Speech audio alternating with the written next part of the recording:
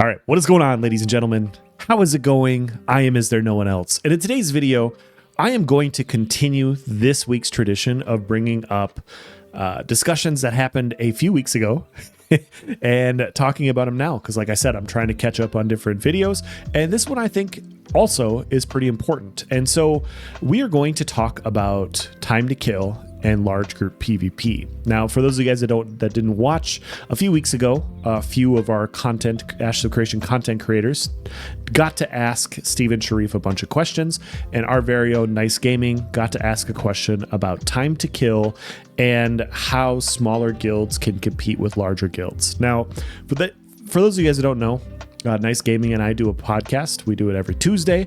We are actually going to do one Friday this week after the live stream on Node Wars, and we're going to talk about everything then. Hope to catch you there. But we like to talk about this game. We like to talk about different MMORPG design, and one of the concerns that has been brought up in MMORPGs over the years is how to prevent a game from becoming just a zerg-fest. Now, some players like small scale PvP, some players like large scale PvP. I think a good MMORPG should have space for both. I think there is space for large scale PvP to happen. I think if a smaller group of players plays well, they should be able to compete with a larger group if they play a lot better than the larger group.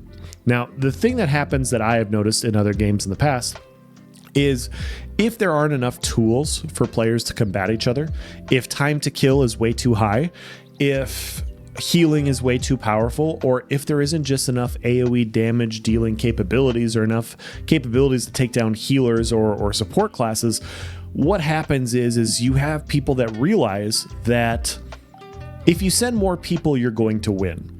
And that's just really, really poor game design, in my opinion. I've decided to I'm gonna call this Elsa's Law. If the system is good and if the game design is good, players will work towards becoming better players. If the game design is bad and the game design can be abused through shitty mechanics or abuse, players will no longer look to be good, they will look to abuse mechanics. And so players will always look for the path of least resistance in this regard, and it is on the backs of the developers to make a good system, to drive towards competition, to have players work towards becoming better players. And if some sort of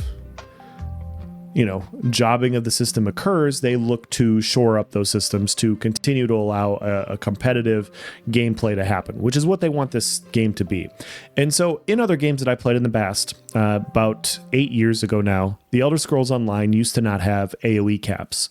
And so what this meant is if you hit a group of people with an AoE ability, 6 people would take the full damage of the AoE ability, and everybody else in that area would take reduced damage because there was a cap on the amount of damage the AoE could do to everybody. They didn't want to wipe large amounts of players, so if 30 people were running all together in a group, they could run together in a group and 24 of them wouldn't take the full damage of that ability. And it was the same for every single AoE ability.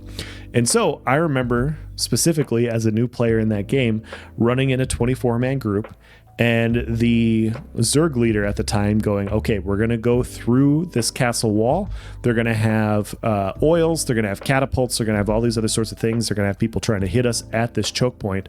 Just stack as tightly as possible and go through the door. Because everybody recognized that instead of getting better and knocking down another wall and trying to go through another point, they could abuse the mechanic of taking less damage by all stacking on top of each other.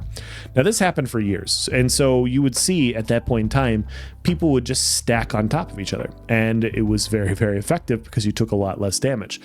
Over the years, ESO realized their mistakes, and they came out with a set called Vicious Death, to where if you killed somebody and you were wearing that set, they exploded. And they did like 20,000 flame. It was a ton of flame damage that could almost one-shot somebody else if they were stacked on top of the person. And it was designed in a way to counteract these large groups. And so they buffed proximity detonation, an AoE effect to do more damage in an area. And then also if you killed people, you then also got this chain reaction. And so at that point in time, it became very effective that if people were stacked up like that, they also eliminated AoE caps as well. And so everybody was taking full damage, and then if they died, they exploded. And so even tanky individuals, there you'd see a waterfall cascade-like effect where all of a sudden these 50-man groups that were roaming around, they were bait. They were bait for one person. One person could nuke them.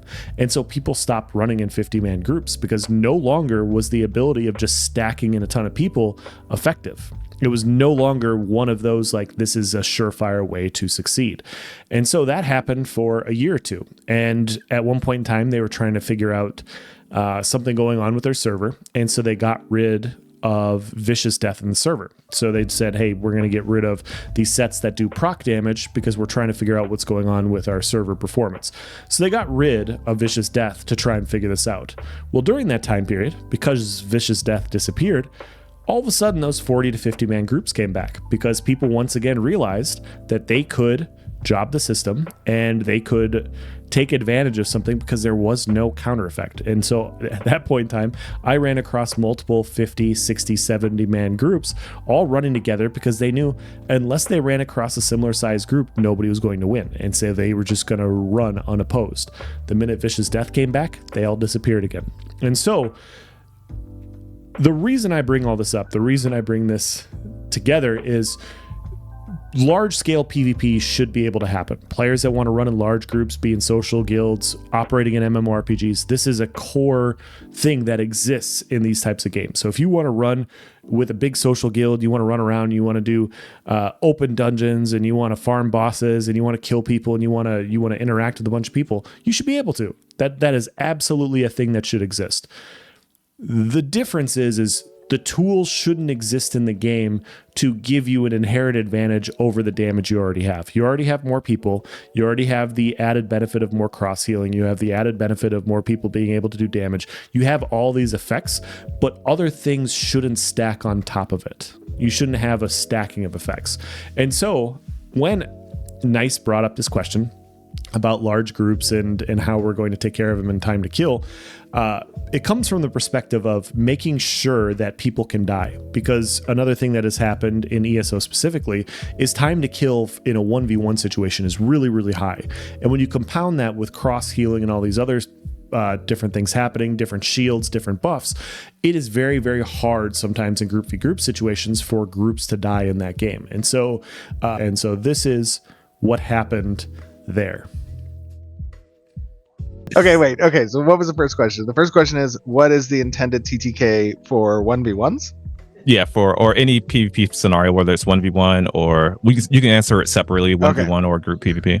Okay, so right now, if I were to say average TTK between average leveled characters and same leveled characters and average gear score, I would say that we're probably talking anywhere from 10 to 15 seconds upwards of 30 seconds depending on the archetype, right? Okay. So obviously the more restorative archetypes like a cleric or whatever might be able to last longer, or a tank might be able to last longer if they're facing another tank, or if they're facing another cleric, right? Then it's going to be like a wiffle bat fest or something. And then if you're talking about two DPSs against each other, that's going to be real fast. So I would say that's generally the intent. Now, what does that mean when talking about like group play? That means that if you are really organized in the way that you have targeting and target assists, and that you call, raid calling, like there is opportunities there to have multiple DPSs take out a target real quick, right? And because of that type of precision gameplay, it really raises the skill ceiling when talking about organization and how players play with each other, right? Because now the room for error is smaller.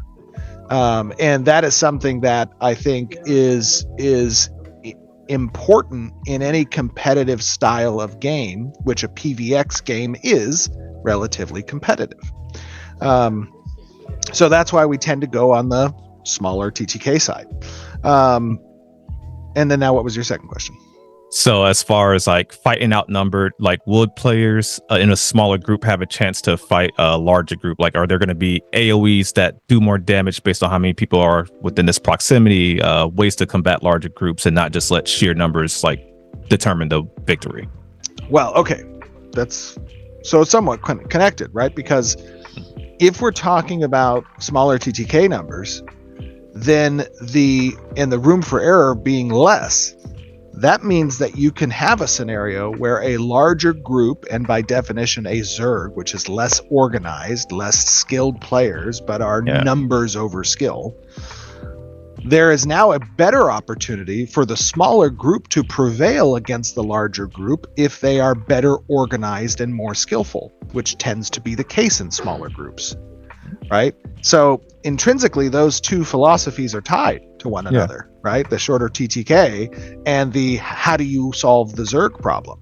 Well, by definition, the zerg problem gets solved through skill. All right. And so this was probably my favorite question. No bias here at all from all of the content creators, because this is something that's been crossing my mind for a while. Wondering how we're going to have you want to make sure that smaller groups, if played well, can compete with larger groups. If they can't, everybody's just going to run in a larger group. This game's going to be a zerg fest. That's just the way it's going to be. And so a lot of players don't like zergy games. And so how do you prevent that from happening, right? And that's the perspective. And so asking about time to kill is important. Hearing Steven say that they're going to have 10 to 15 seconds for average players for time to kill, that's very, very low. That is very low. Now, I would err on the side of it potentially being too low, but I would rather have time to kill being that damaging, because you want to make sure in a group-based MMO that people actually die. And so I'm willing to test it, willing to go from there, but I think on paper that might be just a little bit too low. I think you want a little bit more play than that. That's my perspective. And we'll have to see when we test and when we get an alpha 2 and everything. But that was interesting. And then obviously Nice followed it up like, hey, how are smaller groups going to be able to combat with larger groups? Steven's answer, in my opinion, was perfect. He basically said, skill issue, learn to play.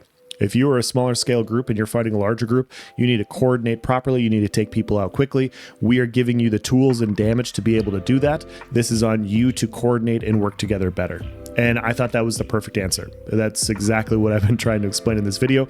If you provide the tools, if you provide a system that allows people to improve and get better, the best groups will win. And so I'm really excited about this game for this reason. Obviously, I thought this is good to hear. It'll be fun to get an alpha 2 and test these things. It'll be fun to test smaller scale groups versus larger scale groups. But yeah, really good question, really good answer by Steven. Wanted to get your guys' opinion as well. Let me know what you guys think in the comments section. Do you like this? Do you not like this? Let me know your point of view. Other MMOs that you've played that might have been zergy, whatever. Let's have a conversation. Thank you for watching, guys. Have a nice day.